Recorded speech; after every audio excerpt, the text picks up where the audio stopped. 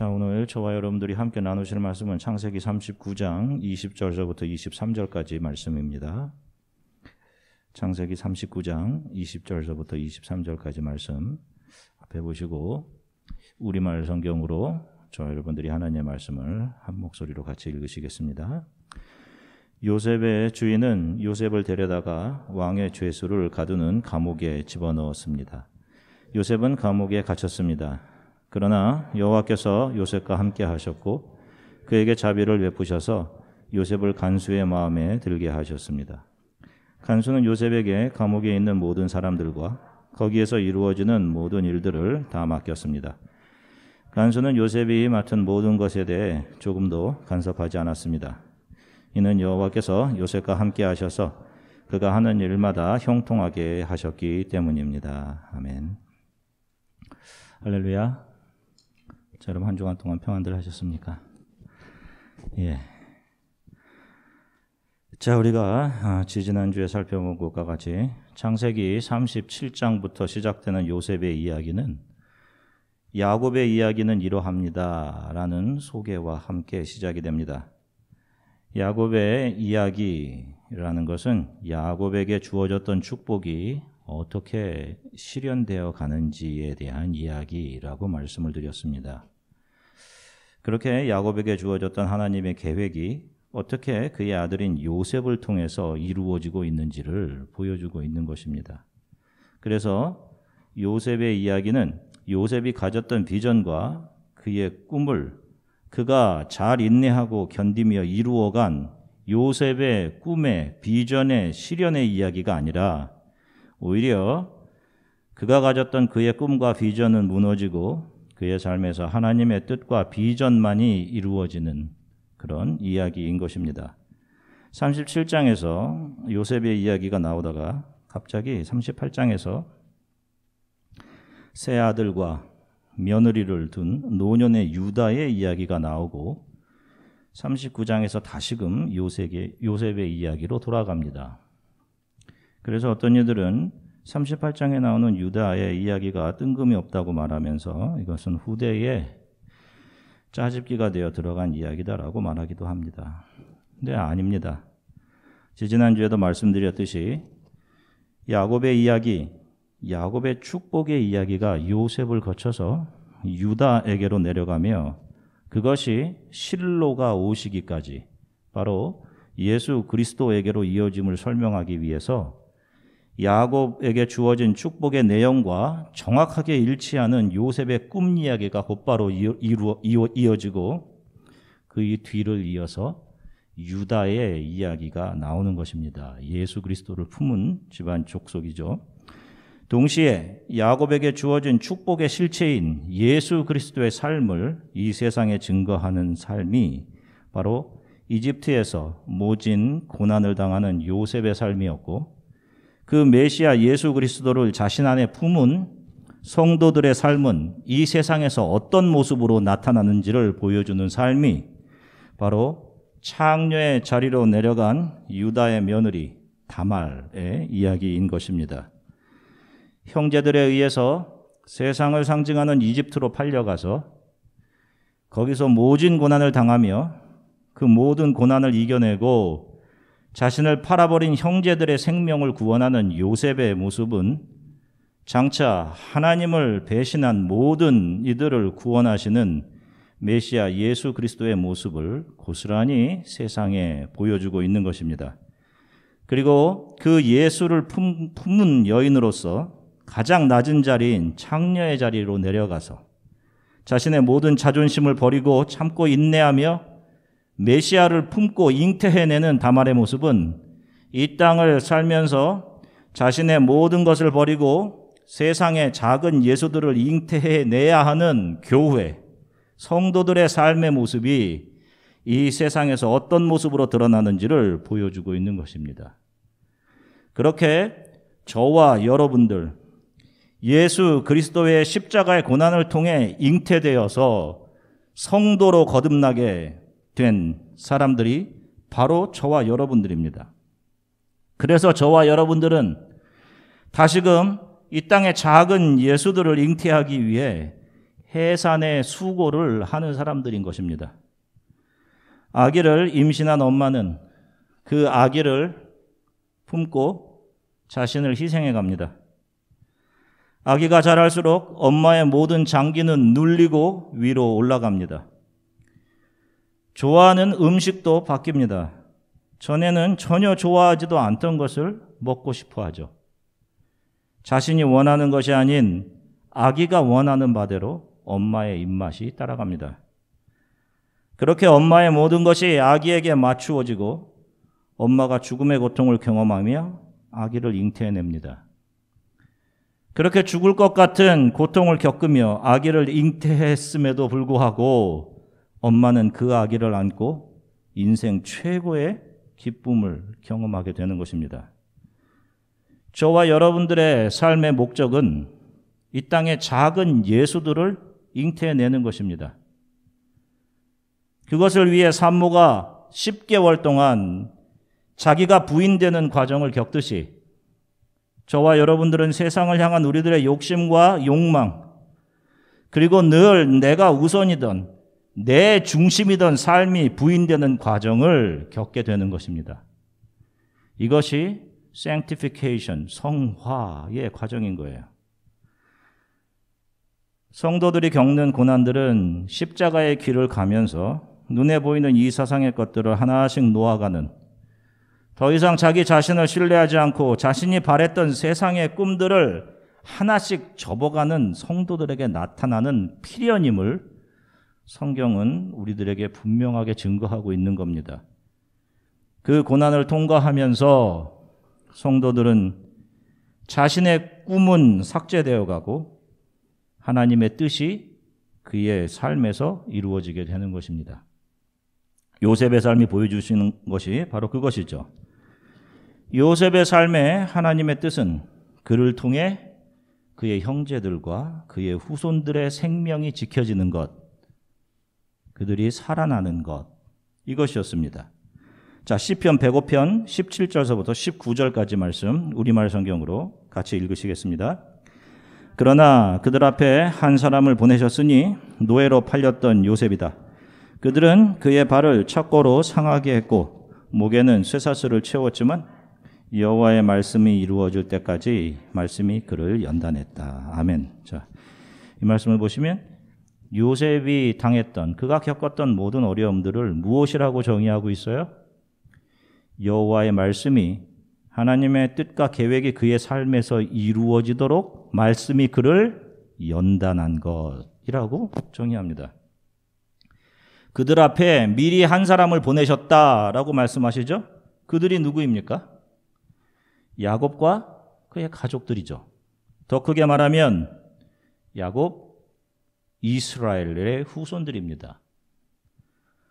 요셉이 이집트의 노예로 팔려간 것이 요셉의 형제들과 부모님, 그리고 오고 오는 이스라엘의 자손들을 구원하기 위해 하나님께서 요셉을 미리 이집트에 보내신 것이다 라고 말합니다.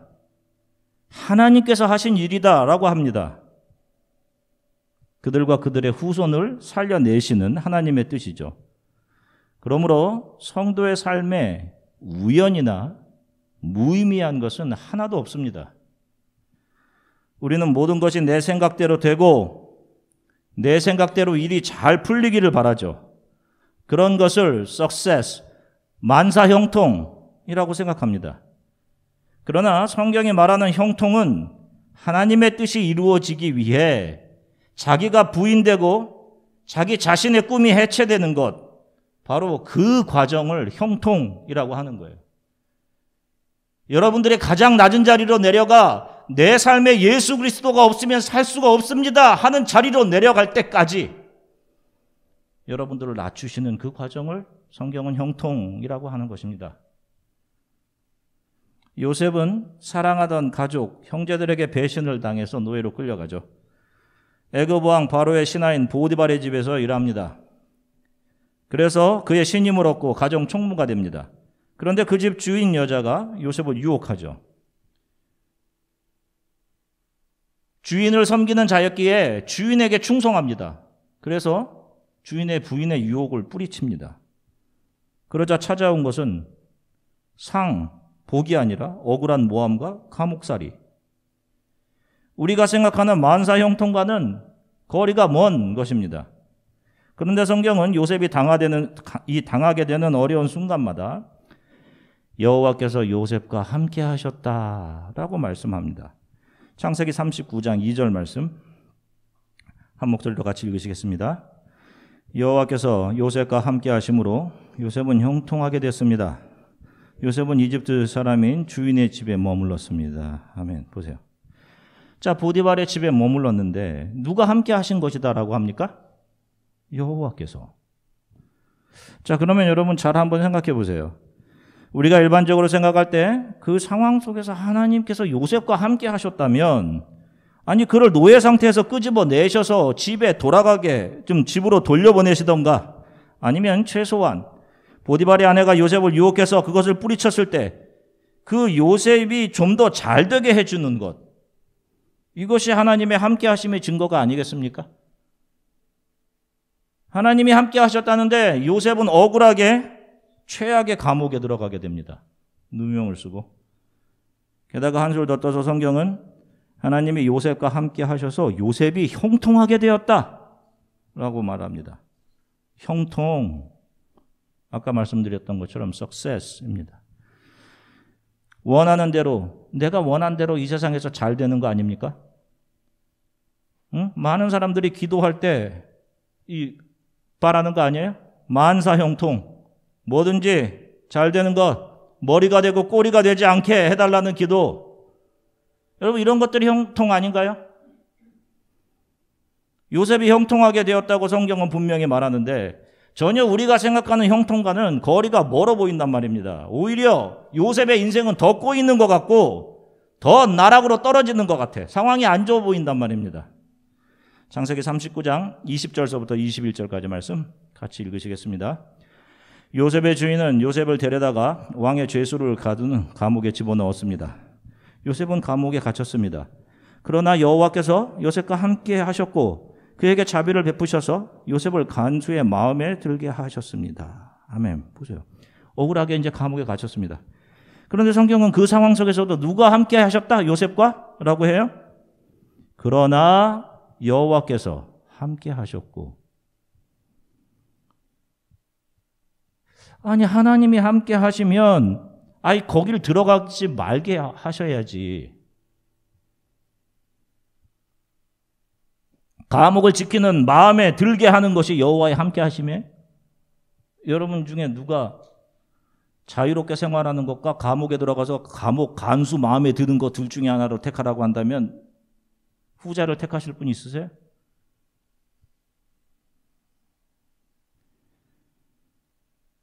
그런데 성경은 모든 결론을 다 알고 있듯이 계속 말씀을 이어갑니다. 창세기 39장 23절 말씀 같이 읽으시겠습니다. 간수는 요셉이 맡은 모든 것에 대해 조금도 간섭하지 않았습니다. 이는 여호와께서 요셉과 함께 하셔서 그가 하는 일마다 형통하게 하셨기 때문입니다. 아멘. 여기서도 형통이라는 단어가 나오죠. 여호와께서 요셉과 함께 하셔서 그가 하는 일마다 형통하게 되었다. 우리가 생각할 때 하나님이 함께 하셔서 요셉이 형통하게 되었다는 것은 감옥 속에서도 요셉은 간수의 신임을 얻어서 감옥의 총무 역할을 하게 되었다는 것으로 생각할 수 있어요. 거기서도 간수의 신임을 얻어서 총무가 되었네. 그런데 우리가 생각해 봐야 할 것은 과연 그렇게 요셉이 좀 더 편하게 되고 눈에 볼 때 잘 되는 것을 하나님이 함께 하심, 형통, 그렇게 우리가 생각한다면 요셉이 감옥을 탈출하게 하시든지 집으로 돌아가게 하셔야 하는 것 아닙니까? 집에 돌아가서 부모님과 형제들과 잘 먹고 즐겁게 행복하게 살다가 일생을 마치는 것, 그것이 하나님의 함께 하심 아닌가요? 많은 사람들이 그런 인생을 원하는 것 아닙니까? 저와 여러분들은 이미 하나님께서 요셉과 함께 하시며 이끌어 가신 요셉의 삶의 결론이 무엇인지를 알고 있습니다. 그것은 요셉을 통해 모든 이스라엘을 살리는 것, 그 이스라엘 안에 저와 여러분들도 있죠. 요셉 자신만을 위한 삶이 아닌 다른 사람들을 살려내는 일. 형제들의 시기나 노예로 팔려갔던 일이나 억울하게 감옥에 들어가게 된 모든 처절했던 이야기들은 결국 그를 모든 이스라엘을 살리기 위한 자리로 이끌어가는 과정들이었던 것입니다. 요셉에게 주어진 삶의 목적은 요셉 자기 자신만 즐겁고 행복하기 위해 주어진 삶이 아닌 다른 사람을 살려내는 삶이었고, 이 삶이 바로 하나님의 손에 이끌려가는 모든 크리스천들의 삶의 이야기인 것입니다.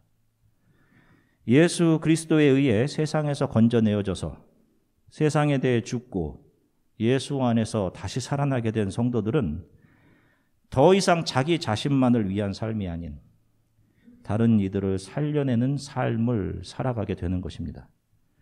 우리가 아는 것처럼 결국 요셉은 나중에 이집트의 총리가 되죠. 그리고 나서 그가 무엇을 알게 되느냐? 하나님의 뜻과 계획입니다. 창세기 45장 5절부터 8절까지 말씀 우리말 성경으로 같이 읽으시겠습니다. 하지만 형님들이 저를 이곳에 팔았다고 해서 근심하거나 자책하지 마십시오. 이는 하나님께서 생명을 구하시려고 저를 형님들보다 먼저 여기로 보내신 것이기 때문입니다. 2년 동안 이 땅에 흉년이 들었지만 앞으로도 5년 동안 밭을 갈지도 못하고 추수도 하지 못합니다. 그러나 이 땅에서 형님들의 자손들을 보존하시고 큰 구원을 베푸셔서 형님들의 목숨을 살리시려고 하나님께서 미리 저를 보내신 것입니다. 그러므로 저를 여기에 보내신 분은 형님들이 아니라 하나님이십니다. 하나님께서 저를 바로의 아버지와 그의 온 집의 주인과 이집트 온 땅의 통치자로 삼으셨습니다. 아멘. 보세요.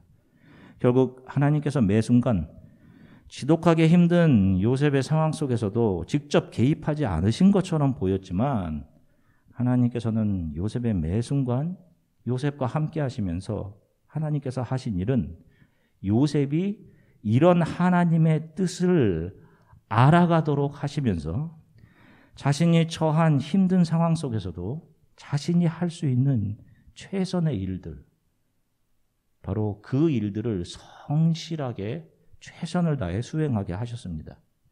보디발의 집에서는 또 그랬고 감옥 속에서도 그 힘든 상황 속에서도 성실하게 자신에게 주어진 역할들, 롤스들을 감당해냅니다.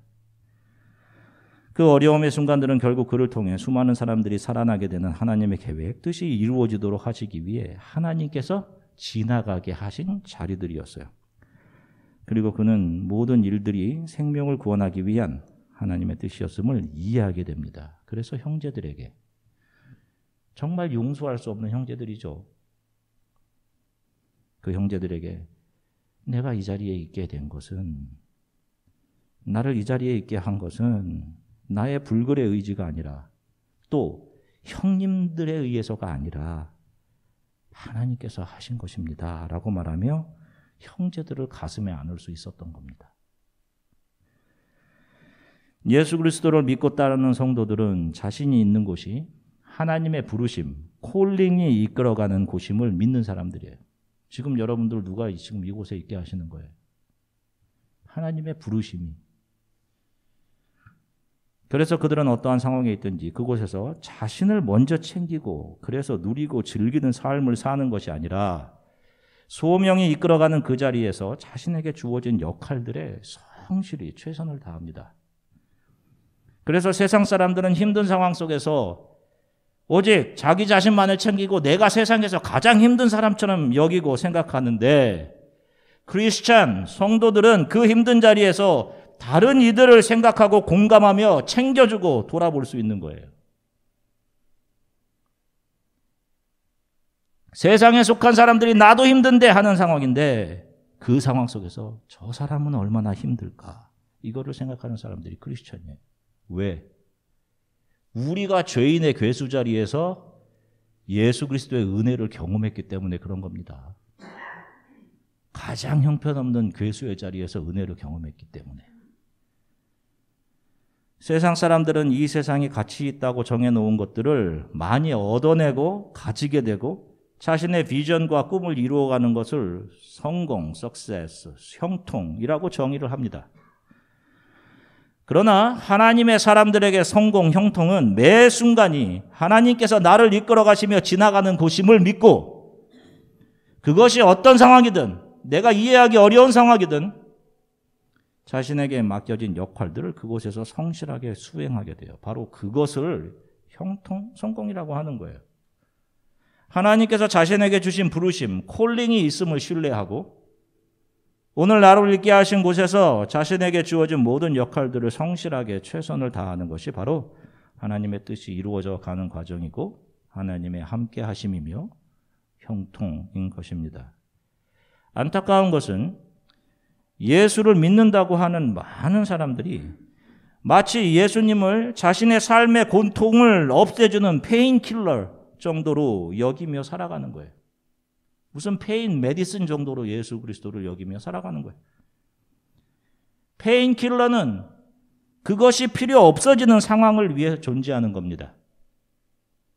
심한 두통이나 통증을 없애서 다시는 페인킬러를 먹을 필요가 없는 상태를 만들기 위해 페인킬러가 필요한 것이죠. 그것을 찾는 것이고 이렇게 페인 메디슨을 간절히 필요로 하는 사람들은 통증이 사라지면 더 이상 페인킬러를 찾지 않습니다. 우리가 정말 이런 하나님을 믿는 것입니까?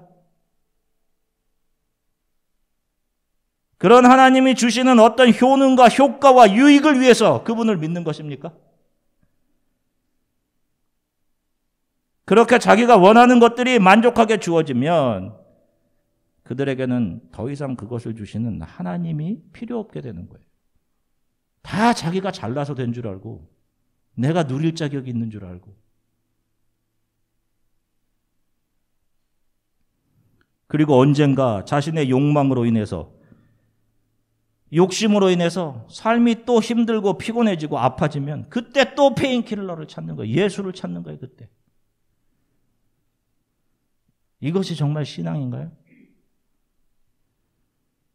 우리는 여호와 하나님 예수 그리스도 그분 자체를 신앙하는 것이지 그분이 주시는 어떤 세상적인 유익을 구하는 사람들이 아닌 것입니다.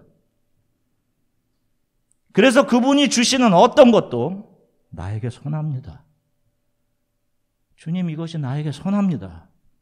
라고 억셉트 할 수 있는 그렇게 고백하는 사람들이 성도들인 거예요. 여러분. 분명히 하나님께서는 저와 여러분들의 삶 또한 발단, 전개, 절정, 위기, 결말이라는 멋진 이야기로 써내려 가실 것입니다. 그리고 많은 사람들을 살려내도록 저와 여러분들의 삶을 분명히 사용하실 거예요.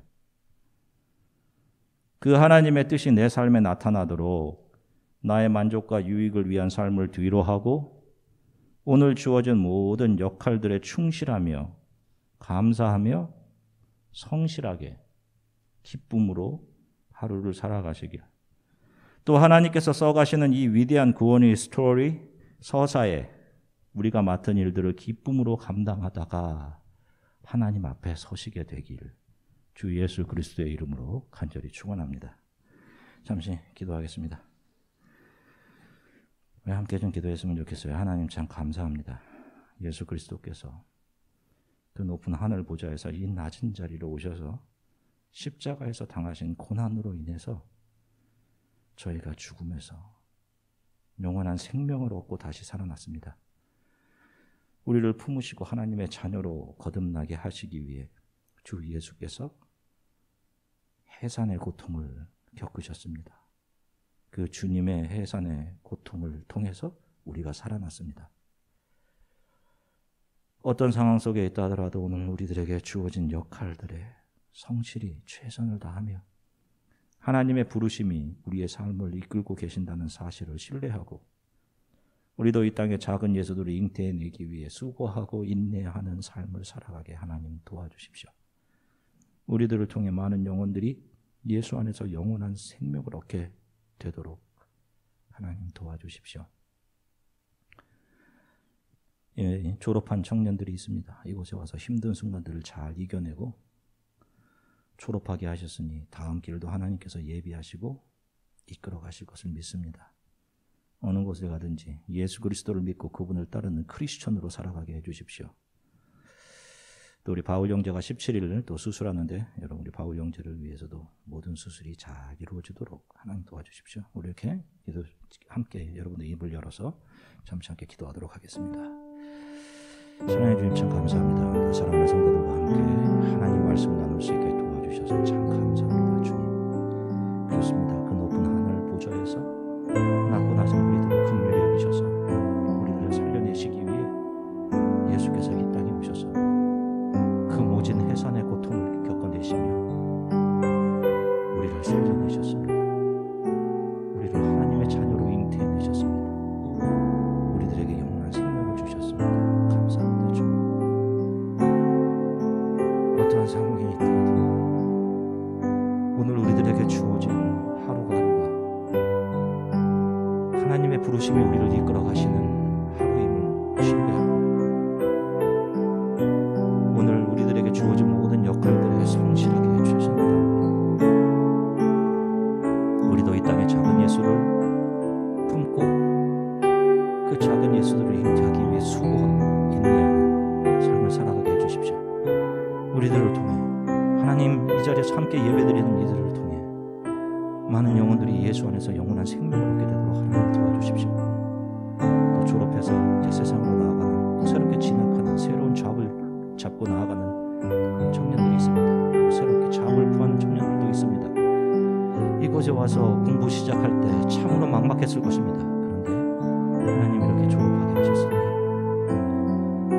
그 하나님을 신뢰하고 하나님의 부르심이 이끌어 가심을 신뢰하고 이 청년들 어느 곳에 가든지 예수 그리스도를 믿고 그분을 신뢰하고 따르는 크리스천으로 살아가게 도와주십시오. 우리 장바울 형제가 17일을 또 슬게 수술합니다. 집도하는 의사 선생님의 손을 얹어주시고 하나님 모든 수술이 잘 이루어져서 이전보다 더 건강한 모습으로 일을 하고 하나님을 섬기는 귀한 형제 되게 도와주십시오. 또한 믿음의 백길로 하나님을 들어가게 하시기를 소원합니다. 감사드립니다. 주님 예수 그리스도